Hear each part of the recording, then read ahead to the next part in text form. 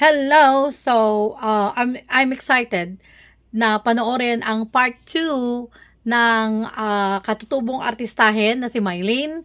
Excited po ako actually. Though, i-broadcast ko to bukas, pero actually kaninang umaga ko lang napanood yung first part at kaninang umaga ko lang nag-react. So, ngayon, anong oras na ba? What time is it? 2 o'clock in the afternoon.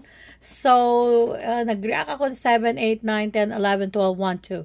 7 hours before ko ni-react yung first na episode ng katutubong artistahin na to. I'm so excited. Galing ako sa seminar. Nag-attend ako ng seminar sa work. At ngayon, kararating ko lang ng bahay. And so, of course, kape tayo. Excited akong panoorin ang part 2 ng katutubong artistahin na to na si Mylene. Kaya ito po, nakaready na siya. I-play na lang natin. Siguro i-advance natin ng konti. Isang batang lalaban para sa kanya. Yan, napanood natin ito sa first part. Alam niyo ba na ang ganda-ganda ng mama niya? Mapigilan pa kaya ang pag-aasawa ni Mylene? Yan ang tanong sa part 2 na to. So, laki natin yung screen. Yan. Nay, ano pong pangalan niya, Nay? Elma. Ganda din ng nanay niya. So, siya po yung nanay ni Mylene. So, kayo ay, ito yung mga, ilan yung anak niyo? Lima. Okay, ilan pa yung isa? Ang liliit, oh. Ng mga anak pa. Buntis na naman. Si Mylene ay dapat mag-aasawa na. Okay. Bakit niyo po naisip na pag-asawahin na si Mylene? Anong naunaan daw niya ting ipag-asawa na lang, paasawa ko na lang siya. Yung nanay niya, kamukha mo yung nanay mo. Nagtisa din siya. Okay. So, ang gusto ng asawa niyo pala ay mag-asawa na si Mylene. Okay. Wala ba dito yung papa mo ngayon? Wala sa uling. Nandito na? Oo. Na ako, kuwan. Oo. Okay. Natatakpan ng mukha ko si Mylene. Kayo ay buntis ulit. Ilang buwan na yan? Yun. 6 na. Maliliit pa magkakasunod. Ito, kamukha mo din ito paglaki. Stay sa yung nanay niya eh. Okay, Nay. Sana mo munang pag-asawahan mo ito si Mylene, ha? Ano? Kaya lang, hinaot daw nga dili pa unta ipaasawa si Mylene. Natatakpan talaga si Mylene. Hold on. Yun. Ha? Pero ibuya man daw, naagay plano. Wala pa. Okay, mabuti ha. Para hindi po matulad ang buhay nyo. Buhay niya sa buhay nyo. Kasalukuyan ng mga katutubo na hindi nakapagtapos ng pag-aaral. Pag may pangarap ang anak, kailangan po natin pag-aaralin, ha? Although mahirap Ganda talaga, ng nanay, oy. Sabi niya nga, Look at kahit that. hindi siya kumain or wala siyang baon, basta makapag-aral lang siya. Ha? Nay, na po? Kasi hindi masyadong makakaintindihan ng Tagalog si nanay. Kung nalay pangandoy ang imong anak na si Mylene, ate, Kamukha niya. kanang suportahan yun, pa-eskwela ko. Suportahan para makapag-aral. Ano po? Okay. Ay, tay. Oh, good morning po. Good morning. Okay. Oh, pogi din ang tatay. Ay, i-forward lang natin ang patalastas ng solar ni Sir Pugong Biero. Yan po yung magulang ni Mylene. Okay, tay, ako po si Paul. Pugong Biyahero. So, nakikita po kasi namin yung anak nyo palagi dito sa pag dumadaan kami. Okay, pangarap po ng anak nyo na maging pulis. Pangandoy sa imong anak ni ay nga mahimong pulis. Imagine yan. So, alam ko po na mahirap yung buhay nyo. Kaya pa tayo na pag-aralin si Mylene? Kaya ba nimo tayo nga mapa-eskwela o human si Mylene?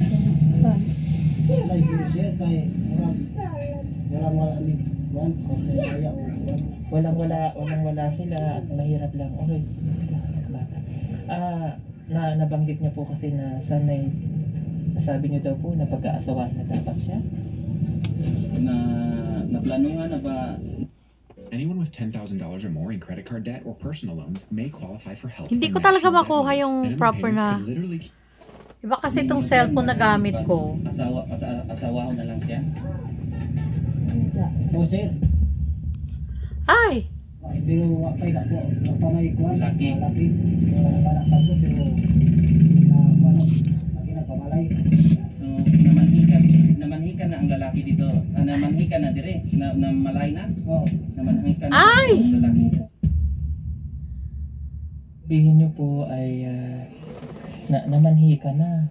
Namalay na. Oo, namalay na. So, gusto niyo na po ba talagang pag-asawahin ng anak niyo? Gusto na po ninyo, sir, nga paasawa ko na lang si Milin. lagi sir kay yung manggod kay pag di na mo ipadayon ng asawa, ang kultura na mo sa lumad, laing kay nay mangayo nga sa vlog. Oo. What? Balatan na po sa magdagang panahon. Sa kultura kasi nila, sir, may punto talaga na darating na mabaliktad sila. So, imbis na yung lalaki yung magduri, magbigay ng alay, sila ang mabaliktad, sir, magbabayad sila. Okay. So, meron na bang mapagkasunduan po? Meron na. Nanay na planuhan o nakabutan? O sir, sabutan na. Nakabutan na daw, sir. So, wala nang chance na talagang mag-aasawa na ito? Talagang pag-aasawahin na po siya pag ano? Sabihin lang po. Kanang wala na ba dahil panahon or nga mausab ang plano? Di na siguro sir kay tanang ako mga datong sa mga procedure murag ituntuan na gyud nga maunay kuan kay sa unang panahon ning akong bata abot ni barangay abot na ni barangay dito nga di na mo sugit nga kuan kung pasawan. Inyang problema kay balik pa duha na kabulan doon gibalik ako ng laki doon sa mua nga murag makig asawa gid tingod. Kaya na akong kuan nga sa bagay yung marang laki bisan mag asa na padulong sila at least nga si Maylin ipadayon ko sa eskwela. Ano yun?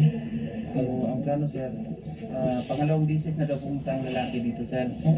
Kahit mag-asawa na daw sila, or magsama na, patuloy po daw mag-aaral si Maylin. Paano? Magkakaroon na ng mga anak. Okay, so, nakalungkot naman. Talagang, parang wala nang magagawa, no? So, wala na yung mabuhat na buhat, sir. Uy, gaganda ng mga magulang, oh. Ganda ng babae, gwapong lalaki. May option ba? Kasi, ganito yun kasi tayo. Dahil mapapanood ko ng vlog, for sure, maaaring may tumulong po sa pamilya nyo, lalo na kay Maylin na makapag-aral siya hanggang kolehiyo. O, hantod college.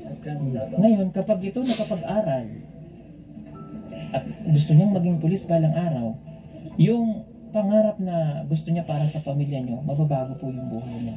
Ngayon, kapag si Maylin po ay nakapag-asawa na, yung buhay na nakadisnan niyo ngayon, patuloy lang na gano'n ng gano'n. Ito na lang, hindi na kailanman mababago or hindi na mababago yung buhay niyo kung palaging gano'n yung sistema. Although ginagalang po natin yung kultura ng mga natutubo. Ngayon, ang option lang ng natatay, possible po kasi na pag napanood po si Maylin, may tutulong at tutulong sa kanya para matupad niya yung pangarap niya. Na hindi mo na siya mag-aasawa. Magiging pulis siya balang araw, pagdating ng panahon, patutulungan na nila kayo. So, gusto ba mo...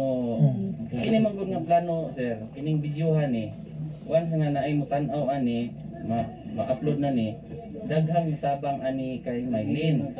So, ang mahitabo, ang ihang plano nga gusto mo eskwela o gusto mo makahuman o pulit,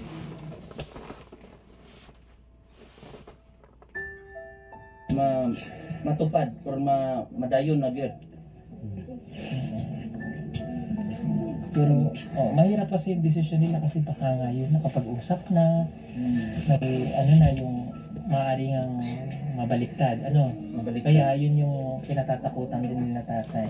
Pero sa dibdib mo tay, gusto mo talaga na mag-asawa na yung anak mo o masakit para sa iyo na mag-asawa na yung anak mo na hindi pa niya natutupad yung pangarap niya? Sa imuha daw nga side, sa imuhang paminaw daw, sir, sakit ba sa imuhang buot nga kining imuhang anak nga babae mag-asawa na sayo?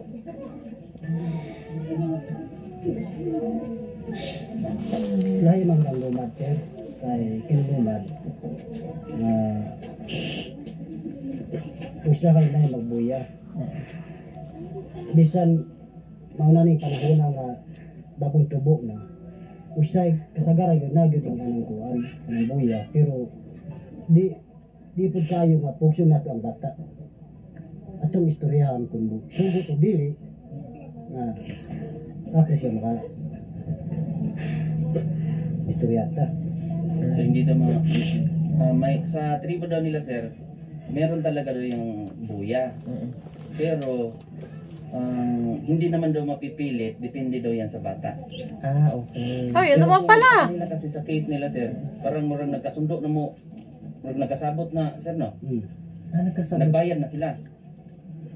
Wala pa, sir, pero na may gastorya sa kuan kamalay sa kultura na bisan napas kamalay Bayan. obligasyon nato kundi ato ipadayon nga isa ka kabaw. So, ang rason daw, sir, once na manhika na daw yung lalaki, so meron daw talaga sa kanilang tribo na obligadong magbayad ng isang kalabaw. So, hindi Pag mag-back out sila, sir, magbabayad sila ng isang kalabaw. kayo ang Kasi namanhikan na ng 2 times. So, talagang wala nang ano pala. So, wala na talagang rason para umatras sila. Kasi kung aatras sila, sila magbabayad ng kalabaw. Isang kalabaw, sir, kasi namanhikan na. Okay. Tanungin natin si Maylene. Okay. Maylene, gusto mo ba yung mangyayari o hindi?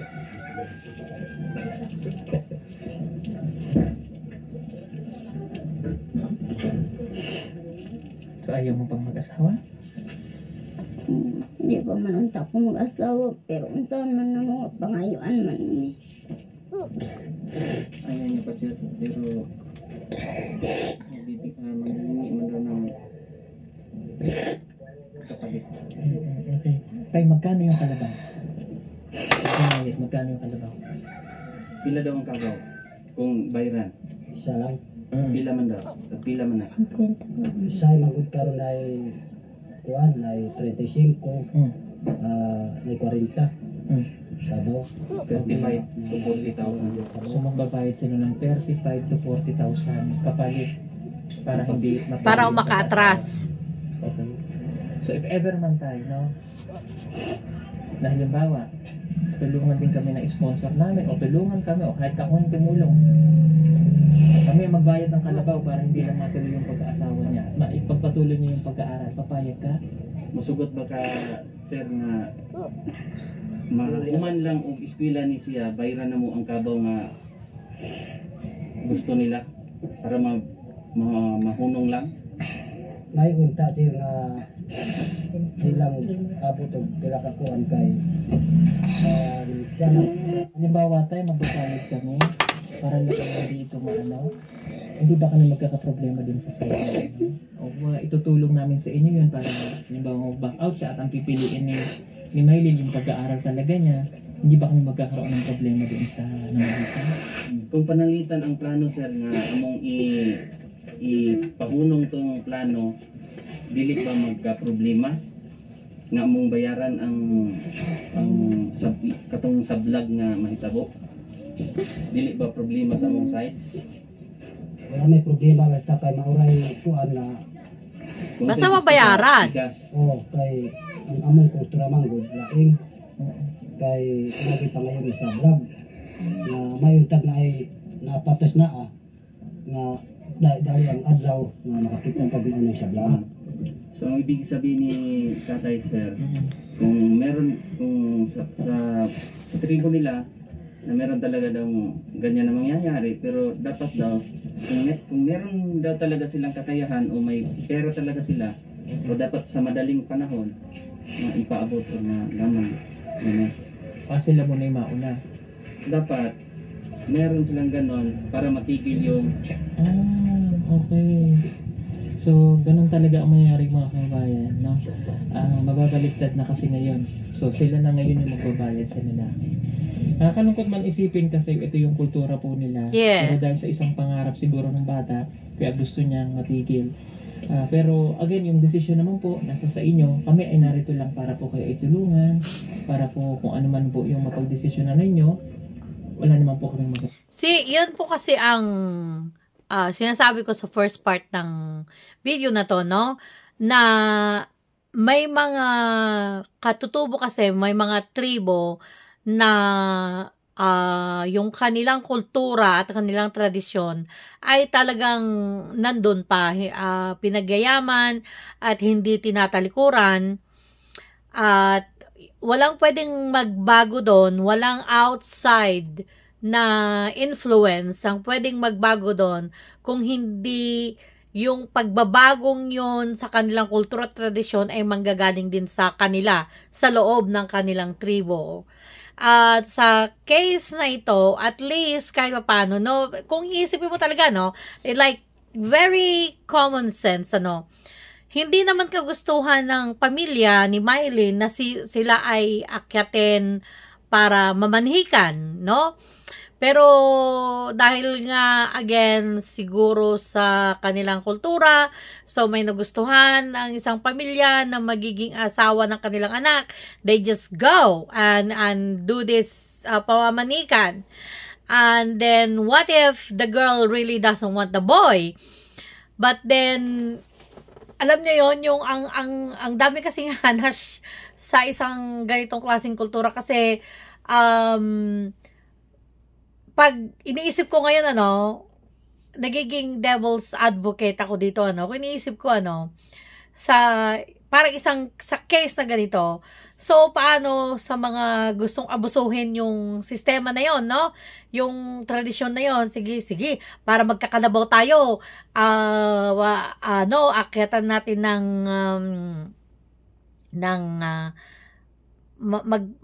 manhikan tayo sa isang pamilya na ganito.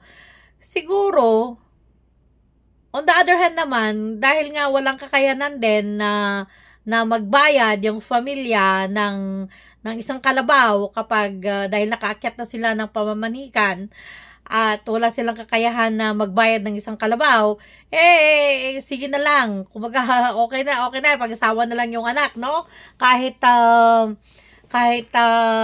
let's say ayaw ng girl, kagaya nito ni Mylene, ayaw niyang mag-asawa, pero si Mylene naman kasi ang nakita ko yung talagang yung goal niya is makapagtapos ng pag-aaral, makapagpulis, at sabi niya nga sa first part, para makatulong din siya sa tribo nila, makatulong siya sa pamilya niya, which is very good.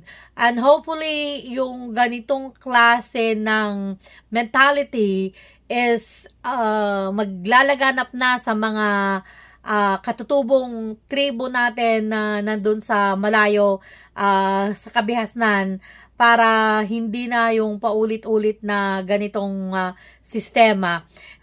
Sa mga nag-comment po na kasalanan nyo yan, ba't kayo anak ng anak, hindi po natin pwede silang sisihin sa bagay na yan, kasi kung minsan po kasi because of lack of education, lack of information, at hindi nararating ng mga health workers ang kanilang mga baryo, kanilang mga tribo para magbigay ng education on family planning. Una. Pangalawa, tatanggapin ba nila ang outside influence na mag-educate sa kanila on family planning?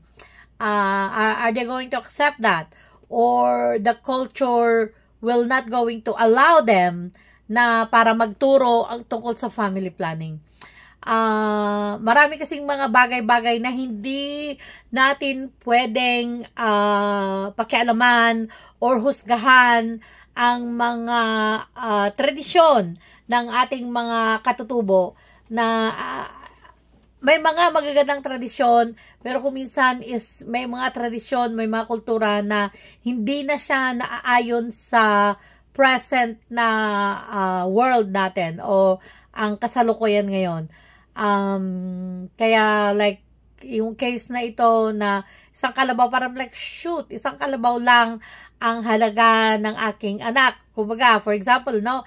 Pero para sa atin na hindi mga katutubo, yung isang kalabaw, siguro like, that's fine by us. Pero sa klase ng pamumuhay nila na sila ay nasa bundok na wala naman talagang source of income, ang isang kalabaw is talagang napakalaki. So kung ako siguro yung nanay o tatay, wala akong magagawa kundi sige, ano magagawa? Wala akong pambili ng kalabaw. Wala akong pambayad na presyo ng kalabaw. So isa ito sa mga nakita ko na napakagandang ginagawa ng Pugong Biyahero team, no? They're trying to help in a way na hindi naapektuhan ang mga tradisyon ng mga katutubo. The way na ginagawa ni Sir Paul, ni Pugong Biyahero is binibigyan nila ng option ng family. Nakita ko yung paano ginawa niya. Binigyan niya ng option at the end of the day, sabi niya sa kanila na nasa inyong desisyon, nasa iyo Mylene, nasa iyo parents si Mylene, kung gugustuhin nyo ba na siya'y makapag-aral, or ikaw bilang tatay, anong nararamdaman mo? Paano yung nararamdaman mo na hindi niya matapos ang pag-aaral niya or something like that, and you see na he was very hesitant, hindi siya makasagot agad-agad yung tatay, is because again, it's kind of like he was never given that option before, and for him, I think it's a very shocking thing na, wow, wait a minute, may option pala na gano'n na pwede hindi mag-asawang anak ko. So that kind of option was never placed in front of him before. Kaya nakita ko yung hesitance sa kanyang pagsagot kasi nga it's given. Once na namanhikan pala sila, kung aayaw ka, then that's it, magbibigay ka ng kalabaw. So it's given na magpapakasal na yung anak niya because there's no way na mabibigay niya yung kalabaw if they are going to back out. Pag pinili nyo po na at sundin yung kagustuhan ni Mylene na hindi mag-asawa, tutulungan po namin kayo. Kung musugot na mo, sir, nga sundo na to ang pangarap sa bata, kami willing ni mutabang si Sir Paul sa inyo na mahitabo tong mabayran. Kung musugot daw mo, May problema na sir, basta kay madali lang adlaw. wala daw problema sir, basta mas Mabilis. ang proseso para mapag-usapan. Okay, sige. Napakabigat ng desisyon na ito mga kababayan. At hindi ko kasi akalain na ganun yung istorya ng buhay nila. Na akala namin normal lang na kasi napakahirap ng buhay po nitong mga tao na to. At kailangan lang ni Mylene talaga, gusto kasi ni Mylene ay matupad yung kanyang pangarap para sa kanyang kinabukasan. Okay, bago kami umalis ay alam ko wala kayong pagkain ngayon, no? Wala daw may pagkaon. Walang pambili ng bigas? Wala. Na may papalit bugas. Wala sir, Wala. sabi man among Saging ang pagkain nyo ngayon? mga Hindi akong tulong para sa inyo. Okay. Sino ko ito iaabot, Mylene?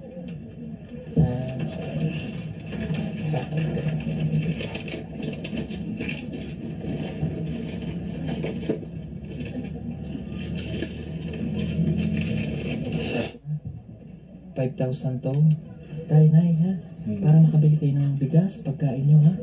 Kasi alam kong mahirap nga yung buhay nyo, mayroon pa kayong problema ngayon nakakaharapin. At kapag, siyempre mag-aasawa na to, at kung ano man po yung maging desisyon nyo, ha? Okay, pero nais ko lang po ipalaaram sa inyong mga kabayan na willing po namin tulungan si Mylene. Ano man po, kung yung desisyon niya na mag-aral, tutulungan namin kayo na si Mylene ay hindi agad makapag-asawa at magbayad doon, ha? Okay, kunin mo tong 5,000. Sige na, para makabili kayo ng bigas, ha? Maraming salamat po. Okay, thank you, ha? Thank you. Okay lang yan. Ganun talaga ang buhay at ganun ang kultura ninyo. Ginagalang po namin. Pero dapat, unahin ang pamilya. Kasi ngayon, maraming panahon na. Unahin ang kinabukasan ng pamilya. Para yung kinabukasan niyo po ay magbabago. Ano po? Okay? Tapos, buntis pa pala si nanay. Tingnan yung anak niyo, maliliit pa. Alam mo, hindi na madagdagan yan. Tama na. Mahirap ang buhay. Mahirap ang buhay. Okay, sige po mga kabayan. Maraming salamat. Mylene, laban lang, ha? Okay, sige po. Thank you po sa inyong lahat mga kabayan. God bless po sa inyong lahat. Okay. So, naiyak pa rin ako. That's the part 2 ng gusto nyong i-react ko at panoorin. And yung gesture na ginawa ni Sir Paul, yung pagbigay niya ng 5,000 pesos, I really like what he did. Gusto ko talagang ginawa niya. Na inabot niya kay Mylene yung pera. Na that is a very grand gesture na ginawa doon ni Sir Paul. Para bang sinasabi niya, at dahil si Mylene na binigay sa kanya yung pera, Mylene will be the one to give the money to her parents. Para bang it's already a symbol na sinasabi dito ni Sir Paul na si Mylene, kung matatapos ang kanyang pag-aaral, makakatulong siya sa inyo in the near future. So, yung gesture niya na ginawa niya, to think na, you know, she's young, she's still a teenager, 14-year-old, binigay sa kanya yung pera, that is a very grand gesture. That is a very symbolic gesture po na ginawa ni Sir Paul na kay Mylene inabot ang pera. That is a very, very, very significant action na ginawa niya na sinasabi, this is how it is. Mylene, itong pera, ikaw nang bahala. Meaning, sinasabi niya sa parents niya, ito, si Mylene, buhos ang magiging tulong namin sa kanya. We are going to help her. As long as she decides, you are going to help her decide to accept our help. So, like, wow, grabe. I'm really excited na panoorin na yung part 3. So, ito, part 2 po tayo. Thank you for watching. Thank you po ha. At yung mga hindi pa po nakasubscribe sa inyong lingkod, pakisubscribe po, Nurse Nora Adventures. Thank you. Thank you so much. Watch out for the 3rd part.